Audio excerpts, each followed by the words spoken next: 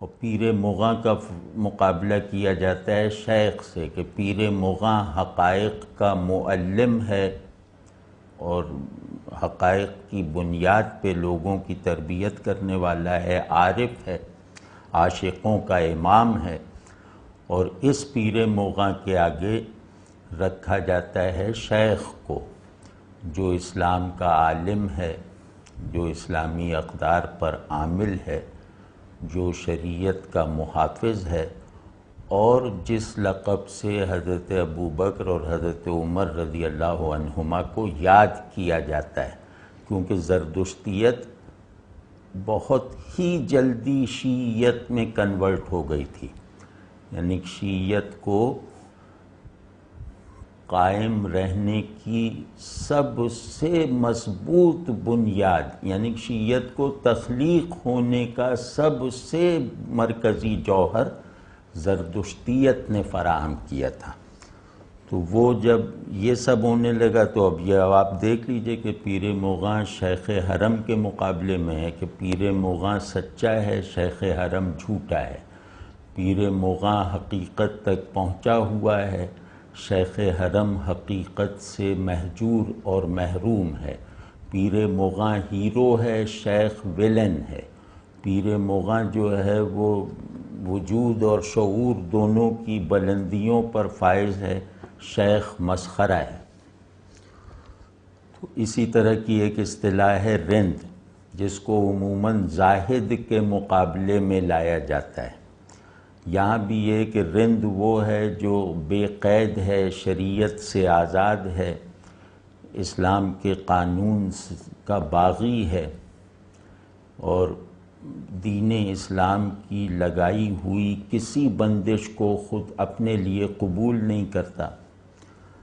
اور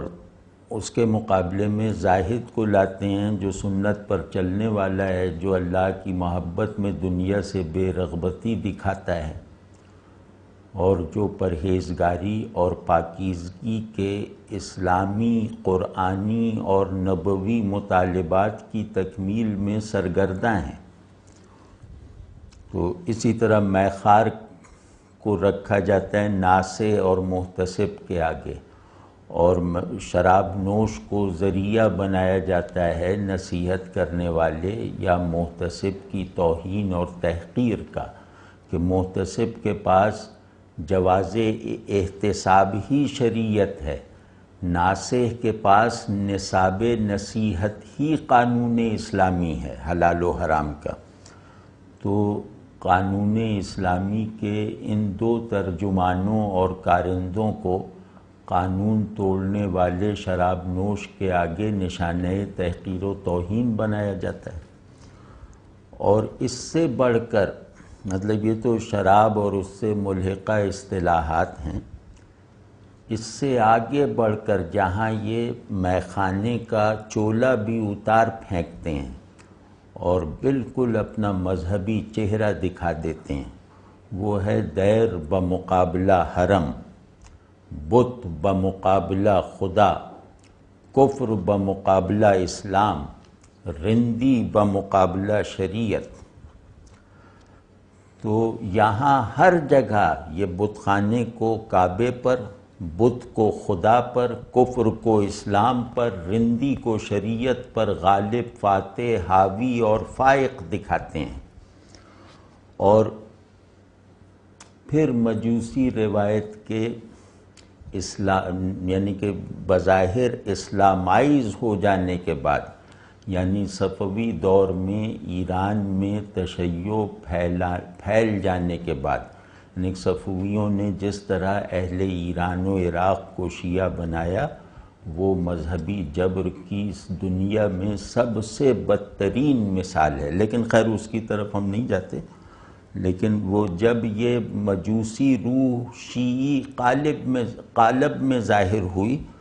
تو پھر ان کے تھیمز ہو گئے ولایت بمقابلہ نبوت، کہ ولی نبی سے افضل ہے، ولی وہ جو خیالوں میں اللہ کا مقرب ہے، جو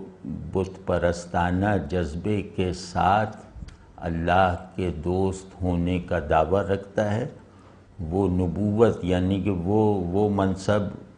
وہ واقعہ جس کو قرآن کی تائید، تصدیق اور سند حاصل ہو، اس سے افضل ہے۔ اور رسول اللہ صلی اللہ علیہ وسلم بمقابلہ اللہ، یعنی رسول اللہ صلی اللہ علیہ وسلم اور اللہ میں بھی ایک جدلیاتی موازنے کی کیفیت پیدا کر دی گئی، اور بہانے بہانے سے رسول اللہ صلی اللہ علیہ وسلم کی آڑ لے کر اللہ کی نافرمانی بلکہ اللہ کو چھوڑنے کا راستہ نکالا گیا۔ تو یہ چند مظاہر تھے جو فارسی اور اردو شاعری کی کائنات کے زیادہ تر حصے کو گھیرے ہوئے ہیں، اور ہمارا تصور جمال اپنی کیفیت اور اپنے شعوری اوضاع اور اپنے تہذیبی اظہار میں انہی اصطلاحات سے حاصل ہونے والے معانی اور احوال سے تشکیل پاتا ہے اور انہی سے پیدا ہوا ہے۔ تو نتیجہ یہ نکلا کہ ہم جس تہذیب کے وارث ہیں یا جس تہذیب کے خالق ہیں، وہ تہذیب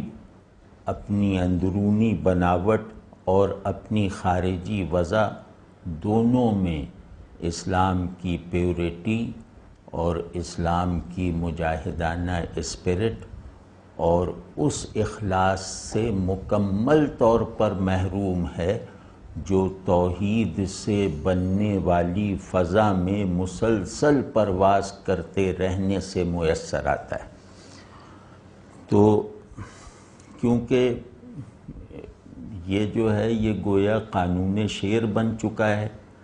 کہ آدمی ان اصطلاحات کو ان کے طے شدہ معنی اور ان کی طے شدہ سچویشنز میں استعمال کرے، تو اس کی لپیٹ میں تقریباً ہر شاعر کی طرح اقبال بھی آئے،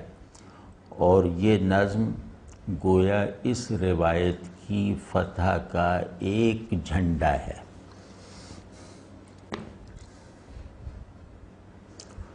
تو اس میں یہ نظم ہے زہد اور رندی۔ یہاں زہد کے معنی ہیں پرہیزگاری، پاکیزگی، دنیا سے بے رغبتی، اللہ سے ڈرنے کی وجہ سے دنیا کی رنگینیوں سے کنارہ کش رہنا تاکہ حرام میں مبتلا نہ ہو جائیں، مشتبہات میں گرفتار نہ ہو جائیں، اللہ